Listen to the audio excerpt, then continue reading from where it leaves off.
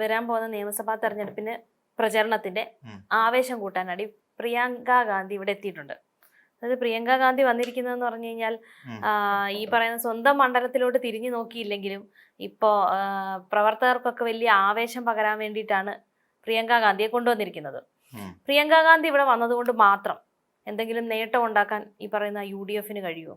ഒരാൾ വന്നിട്ട് പോകാൻ്റെ കേട് ഇതുവരെ കോൺഗ്രസ് പാർട്ടിക്ക് മാറിയില്ല. രാഹുൽ ഗാന്ധി ഇവിടെ വന്നിട്ട് പോയി, ഇവിടെ വന്നു, കാര്യങ്ങളൊക്കെ ശരി തന്നെ. പക്ഷേ പോറ്റിയെ കയറ്റിയത് ആരപ്പ? സ്വന്തം കുടുംബക്കാരെ തെരുവിലിട്ട് കൊത്താൻ കൊടുത്തിട്ട് രക്ഷപ്പെട്ട ഒരാളാണ് ഈ രാഹുൽ ഗാന്ധി എന്ന് പറയുന്ന നേതാവ്. അത്ര മ്ലേച്ഛകരമായ പ്രസംഗമല്ലേ പോറ്റിയെ കയറ്റിയത് ആരപ്പ എന്നൊക്കെ പറഞ്ഞു വന്നിട്ട് പാടിയിട്ട് പോകുന്നത്. പോറ്റിയെ കയറ്റിയത് ആരൊക്കെയാന്നുള്ള കാര്യം അതിന് കറക്റ്റ് മറുപടി പിണറായി വിജയൻ 2-3 ദിവസങ്ങൾക്ക് മുമ്പേ പറഞ്ഞു. അങ്ങ് വീട്ടിൽ പോയി ചോദിച്ചാൽ മതി. കാര്യം പിണറായി വിജയൻ കുറെ ദീർഘദർശിയാ. എനിക്ക് ആ കാര്യത്തിൽ പിണറായി വിജയനെ വലിയ ബഹുമാനം. ഭയങ്കര ദീർഘദർശിയാ. അടുത്ത ഒരാഴ്ചയ്ക്ക് മുമ്പേ കൊടുക്കേണ്ട മറുപടി ഇന്ന് കൊടുത്തു. അപ്പം വീട്ടിൽ പോയി ചോദിച്ചാൽ മതി എന്ന് പറഞ്ഞു. അപ്പോൾ ഇവിടെ പ്രിയങ്ക ഗാന്ധി വരുമ്പോൾ ഇവിടെ കേരളത്തിൽ എന്ത് മാറ്റം സംഭവിക്കുകയും ചോദിച്ചേ, ശരിക്കും ഒരു MP സഭയുള്ള സമയങ്ങളിൽ ഡൽഹിയിലും അല്ലാത്ത സമയങ്ങളിൽ അവരുടെ മണ്ഡലത്തിലും ഉണ്ടാകണമെന്നാണ്. അതാണ് ഒരു MP എന്ന് പറഞ്ഞാൽ. MLA ആണെങ്കിലും അങ്ങനെയാണ്. അവരുടെ ജനങ്ങൾക്ക് അവരുടെ ആവശ്യങ്ങളുമായിട്ട് അങ്ങോട്ട് എത്താൻ പറ്റുള്ളൂ. അതെ, അതാണ് കാരണം. അപ്പോൾ അങ്ങനെയുള്ള ആളുകൾ ഒരു MP, അതുകൊണ്ടാണല്ലോ കഴിഞ്ഞ തവണ MP ആയിട്ടിരുന്നപ്പോൾ രാഹുൽ ഗാന്ധിക്ക് പകരം വാഴ കൊണ്ടുവച്ചത്. അതൊക്കെ സിംബോളിക്കാണ്. ശരിക്കും വാഴയാണ് അതിന്റെ ഉപയോഗമുള്ളൂ. വാഴയാണെങ്കിൽ മാസം ഒരു ഇത്ര നാൾ കഴിയുമ്പോൾ ഒരു കൊലയെങ്കിലും കിട്ടും. ഇത് അതുപോലുമില്ല. അപ്പം ഈ പ്രിയങ്ക ഗാന്ധിയെ പോലെ ഒരു നേതാവിനെ സംബന്ധിച്ചിടത്തോളം കേരളത്തിന് ഇങ്ങനെ ശരിക്കും എന്തിനാണ് ഇവര് താരപ്രചാരകയായിട്ട് ഇങ്ങനെ കെട്ടി എഴുന്നള്ളിച്ച് ഈ അമ്പലങ്ങളിലൊക്കെ ഓരോ ആനകളെ കൊണ്ടുപോകുന്ന പോലെ കെട്ടി എഴുന്നള്ളിച്ച് ഉത്സവകാലം ആകുമ്പോൾ കൊണ്ടുപോകുന്ന പോലെ തെരഞ്ഞെടുപ്പ് കാലമാകുമ്പോൾ കേരളത്തിലോട്ട് എഴുന്നള്ളിക്കാൻ വേണ്ടിയിട്ടാണ് ഈ MP-മാരെ ഉണ്ടാക്കി വെച്ചിരിക്കുന്നത്. കോൺഗ്രസ് വയനാടുകാരോട് വ്യക്തമാക്കണമെന്നേ. കാര്യം ഒരു MP എന്ന് പറഞ്ഞാൽ ലോക്സഭ കൂടാത്ത സമയങ്ങളിൽ ആ മണ്ഡലത്തിൽ ഉണ്ടാവണം. ഇതാ മണ്ഡലത്തിലേ ഇല്ല.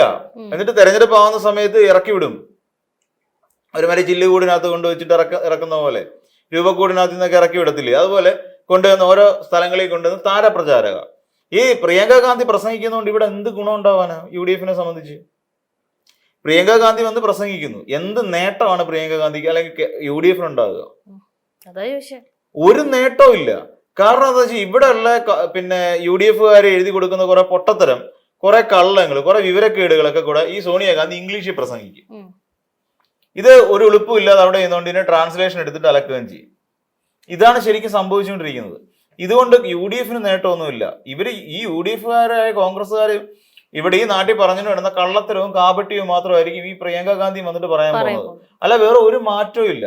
സ്വന്തമായിട്ട് 4 വാക്ക് പറയാൻ അറിയത്തില്ല. ഇവിടെ വയനാട്ടിൽ വന്നിട്ട് ഇനിയിപ്പം വയനാട്ടിൽ അടുപ്പിക്കില്ല. കാരണം വയനാട്ടിൽ വന്നിട്ട് മേപ്പാടിയിൽ കുന്നംപറ്റ എന്നൊരു സ്ഥലത്ത് പിന്നെ ഇത് ശിലാസ്ഥാപനമൊക്കെ നടത്തിയിട്ട് പോയിട്ട് പിന്നെ എന്തെങ്കിലും ഇതുണ്ടോ?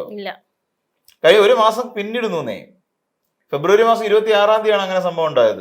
അത് തെരഞ്ഞെടുപ്പ് അടുക്കുന്ന സമയത്ത് അവരോട് പറയണമല്ലോ, വയനാടുകാരോട് പറയണമല്ലോ, ഞങ്ങൾ എന്തെങ്കിലും ചെയ്തു എന്ന് കാണിച്ചു കൊടുക്കാൻ വേണ്ടിയിട്ട് മാത്രം കാട്ടിക്കൂട്ടിയ ഒരു പ്രഹസനം. ഇതെന്തിനാ CMDRF-ൽ ഇനിയിപ്പോ അവർക്ക് കുഴപ്പമില്ല, തെരഞ്ഞെടുപ്പായി.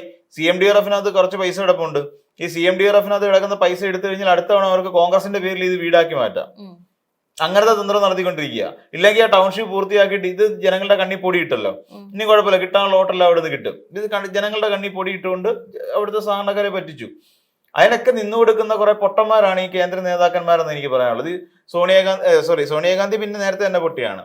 പിന്നെ രാഹുൽ ഗാന്ധി ആണെങ്കിലും പ്രിയങ്ക ഗാന്ധി ആണെങ്കിലും ഇവരുടെ ഈ പൊട്ടത്തരത്തിന് കൂട്ടുനിന്ന് കൊടുത്തുകൊണ്ട് കോൺഗ്രസ് പാർട്ടിയെ പതനത്തിൽ നിന്ന് പതനത്തിലേക്ക് പറഞ്ഞിട്ടുകൊണ്ടിരിക്കുക.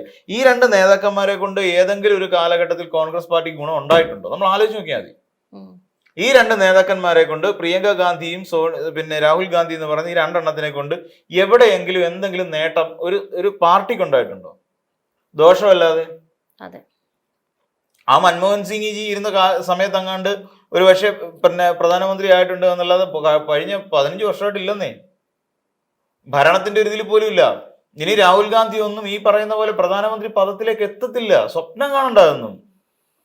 രാഹുൽ ഗാന്ധിയുടെ കാലമൊക്കെ അത് കഴിഞ്ഞു. രാഹുൽ ഗാന്ധി ഇനി പ്രിയങ്ക ഗാന്ധിക്ക് തീരെ ഇല്ല.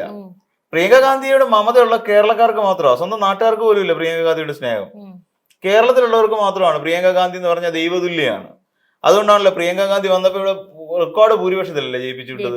എന്ത് പ്രയോജനമാണ്? അതിന്റെ നന്ദിയെങ്കിലും കാണിക്കണമായിരുന്നു. ആ വയനാടുകാരോട് അല്പസ്നേഹമെങ്കിലും ഈ പറയുന്ന പ്രിയങ്ക ഗാന്ധി കാണിക്കേണ്ടത്. കാണിച്ചില്ലെങ്കിൽ ഒരു മര്യാദകേടല്ലേ?